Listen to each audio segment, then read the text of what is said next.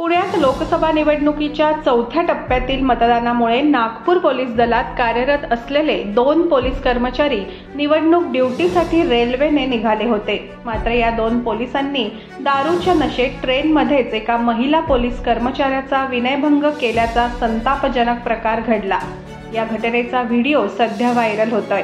Nagpur police दलात यामुळे गोंधळ उडाला आहे। या प्रकरणाच्या चौकशीनंतर या दोन्ही पोलिसांना निलंबित करण्यात आले आहे।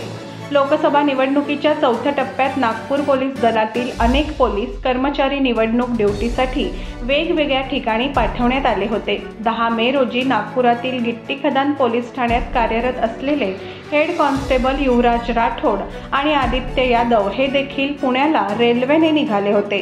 प्रवास करत असताना दोन्ही पोलीस कर्मचाऱ्यांनी रेल्वेत दारू प्यायली आणि दारू प्यायल्यानंतर दोघांनीही डब्यात गोंधळ घालायला सुरुवात केली।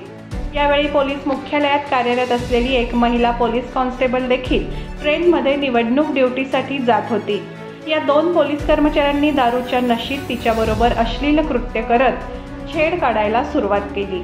अन्य कर्मचाऱ्यांनी त्यांना विरोध केला असता दोघांनीही सहकाऱ्यांना शिवीगाळ करत ठार मारण्याची धमकी दिली।